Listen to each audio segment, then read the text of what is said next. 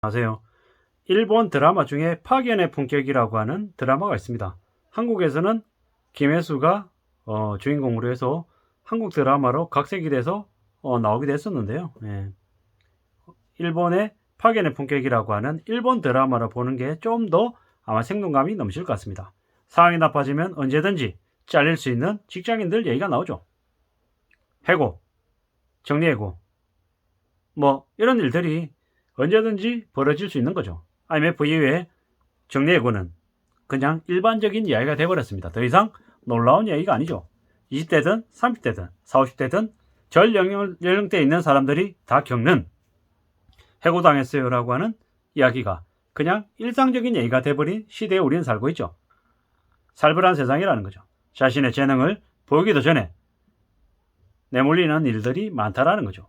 적응하고 또 사람들하고 관계도 좀 친숙해지고 난 이후에 하나씩 둘씩 일을 배워나가고 또 도움을 주고받으면서 성과를 낼 수 있어야 되는데 그렇게까지 길게 기다려주지 않는다라는 거죠. 파견의 품격이라고 하는 드라마에서는 파견직은 3개월 만에 한 번씩 계속 일자리를 옮겨 다니는 사람들의 이야기입니다. 현실 세계에서는 파견직은 매우 허드렛 일, 아무리 성실히 열심히 일해도 그 처우를, 그 평가를, 그 업적을 제대로 인정받기 어려운 일들일 겁니다. 그래서 드라마에서는 정말로 초엘리트의 강렬한 인상과 엄청난 성과를 내보이는 초엘리트의 파견직 직원이 나오는 거죠. 근데 어쩌면 현실에서는 그러지 못하기 때문에 현실 사회에서는 철저하게 밑바닥이고 외식만 해도 점심 식사를 밖에서만 해도 한 달 받은 월급으로 못 견디는 그런 말도 안 되는 그런 저 밑바닥에 있는 하층민 노동자의 삶을 이야기하는 게 아닌가라는 생각이 들죠. 근데 이게 일본만의 모습이 절대 아니라는 거죠. 한국도 마찬가지다라는 거죠. 한국 또한 비정규직, 계약직, 파견직들이 많죠. 누가 그러더라고요. 저기 뭡니까? 갑자기 이름이 생각이 안 나는데 그 지하철 노동자, 그 지하철 선로에서 이렇게 돌아가신 분 있잖아요. 그분이 받은 월급이 200 몇십만 원이었는데 실제로 정관 예우를 받는 그들이 끼어있지 않았다라고 하면 그 받는 월급이 한 500 정도 됐을 거라고 얘기하잖아요. 저는 그렇게 들었거든요. 예. 그 실제로 뭐 정관제휴 그러니까는 이름만 달아놓고 그냥 1억씩 2억씩 받아가는 그런 고문들 때문에 정말로 파견직 근로자들 월급이 적다라는 거, 그리고 위험의 외주와 위험에 노출된 이들이 적지 않다라는 게 지금 현재 한국의 현실인 거죠. 되게 씁쓸하고 충격적인 일인 거죠. 그런 걸 봤을 때 일본의 파견의 품격이라고 한 드라마는 참 판타지 같았죠. 정말 현실 세계에서는 아무리 파견직이라 해도 열심히 일하고 성실하게 움직이면 인정받고 보장받을 수 있다 라고 얘기하고 싶었던 거겠죠. 근데 실제로 현실에서는 정말 그러기는 어려울 것 같다 라고 보이는 거죠. 뭐 아무리 열심히 일하고 태도와 망가짐을 다해서 정성을 다하면 어느 자리에 있든 빛이 날 거다, 이런 얘기들이 보통 교과서적인 얘기인데 현실 세계에서는 어떻습니까? 참 그렇게 살아야 된다라고 얘기하기에 자신만만하게 얘기하기가 어렵죠. 왜냐? 운이 없어서 정말 열심히 일했는데도 내몰리는 경우가 너무 많기 때문인 거죠. 뭐 그러면은 눈치 보면서 적당히 하는 척하면서 살아야 되냐 이렇게 얘기하면 또 할 말이 없습니다. 안 입고 들어와도 잘 지내야 되고 견뎌야 되고 또 기다려야 되는 거죠. 자기한테 맞는 기회가 올 때까지 기다릴 줄 아는 게 참 필요한데 정말 안 쉽죠. 야, 너 말처럼 그렇게 쉬운 줄 아냐? 지금 현실이 어떤 줄 아느냐? 너 겪어봤냐? 이래버리면 저도 참 말하기 어렵죠. 지금 당장 바닥이어도 시간 투자하고 꾸준히 노력해서 자기의 실력을, 자신의 재능을 갖춰야 된다는 말씀을 드리고 싶은 거죠. 누군가는 현상 유지하고 누군가는 승승장구하고 누구는 도태되죠. 불공평하고 억울하고 불합리하다라고 얘기할 수 있죠. 이게 현실인 거죠. 근데 어떻게 해야 됩니까? 자기가 하는 일에 대해서, 자기가 정말로 바라는 일에 대해서는 최선을 다하는 게 필요하다는 거죠. 그렇게 후회 없이 정말 영혼을 갈아서 넣었다, 최선을 다했다 라고 하면 그 다음에 오는 결과는 겸허히 받아들일 수 있겠죠. 혹은 겸허히 받아들여야겠죠. 정말 열심히 일하고 악착같이 했는데도 결과가, 원하는 결과가 안 올 수 있다는 거죠. 현실이 내가 생각한 거하고 다르게 움직일 수 있다는 거죠. 분명히. 근데 그것 또한 우리네 삶임을 받아들여야 된다라는 얘기를 참 정말 쉽지 않지만 해야 되는 것 같은 거죠. 다른 사람들하고 분명히 다른 모습을 보이면 조직에서 쓰임을 받을 수밖에 없다. 이것도 100%는 아니라는 거죠. 한 70% 주면 되겠죠. 20, 30%에 해당되면 아무리 열심히 일해도 원하는 바를 얻지 못할 수도 있다. 라는 말씀도 드리는 거죠.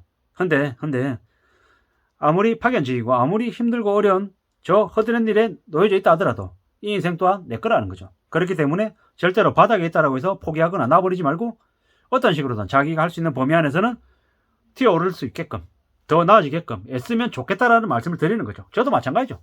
저도 그래서 이번 유튜브 영상도 하고 또 책도 읽고 또 보고서도 보고 뉴스도 보고 하는 거죠. 물론 그럼에도 불구하고 고작 구독자 1000명밖에 안 되는 저한테도 와서 욕설도 하고 비방도 하고 화도 내고 뭐 모멸감을 주는 얘기들도 많이 합니다. 그래서 어떨 때는 좀 스트레스를 받기도 하고 서럽기도 하고 멘탈이 좀 나갈 때도 있고요. 근데 그럼에도 불구하고 계속해 나갈 거다, 포기하지 않을 거다라는 생각들을 하는 거죠. 왜? 뭐 제가 뭐 10만, 100만, 1000만 유튜브 돼가지고 돈을 뭐 수억, 수십억을 벌기 위해서 아니죠. 그런 기대를 가지면 아예 그냥 지금 이 시간에도 못한다라는 생각이 더 드는 거고 못할 거고. 왜? 기대가 크면 실망이 커서 아예 못하는 거죠.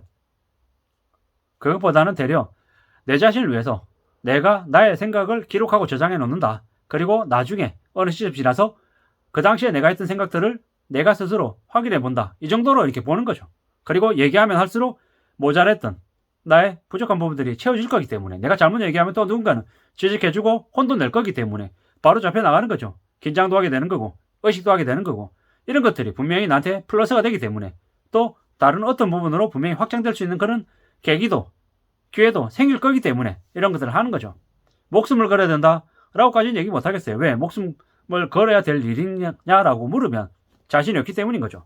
그런데 자기가 하는 일에 목숨을 걸 정도로 정말로 집중해서 최선을 다해야 된다는 얘기는 하고 싶습니다. 왜? 그래야 덜 억울한 거죠.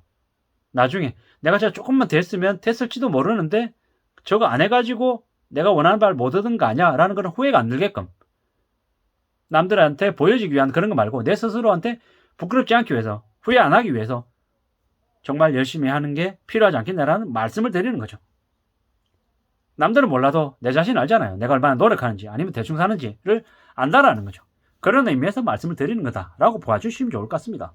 또 제가 드리는 말씀 중에 중간중간에 어폐가 있거나 논리적으로 비하기 심하거나 부족하거나 엉뚱하게 얘기하거나 잘못 얘기하는 게 분명히 있습니다. 지적해 주시면 받아드리겠습니다. 또 제가 뭐 감당 못할 정도로 너무 심하게 얘기하거나 비아냥거리면서 얘기하거나 욕설을 하거나 뭐 대놓고 까거나 이러면 저도 받아들이기 어렵기 때문에 그냥 모른 척, 못 본 척 하고 또 넘겨야겠죠.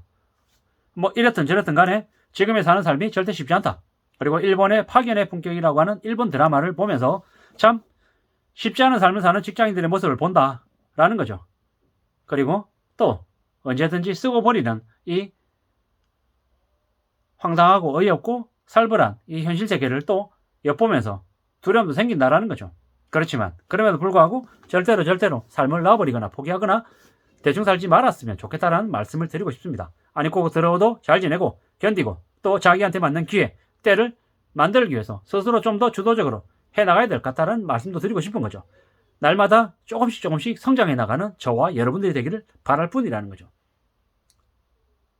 대충 살고 나태하고 술, 담배 찌들어가지고 그냥 욕하고 싸우고 혐오하고 지적하고 남한테 다 떠넘기면 기득권들이 좋아하는 그냥 하층민이 되는 거죠.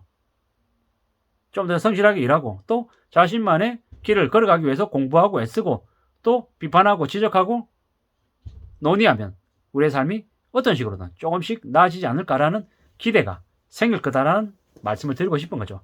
언제든지 힘들고 어려운 현실은 닥칠 수 있다. 감당하기 위해서 살벌한 세상을 이기기 위해서 우리의 마음을 단단히 먹고 조금씩 더 노력해 나가야 된다. 노력했으면 좋겠다 라는 말씀을 드립니다. 참 안 쉬운 삶을 힘든 현실을 견디느라 저도 그렇고 여러분들도 그렇고 참 고생이 많으십니다. 어쩌겠습니까? 그럼에도 불구하고 스스로 도닥거려주고 의지를 북돋아주고 하면서 앞으로 잘 나갔으면 좋겠습니다.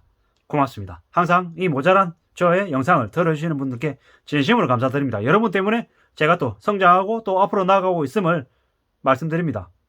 정말 감사드립니다. 앞으로 열심히 살겠습니다. 고맙습니다. 감사합니다.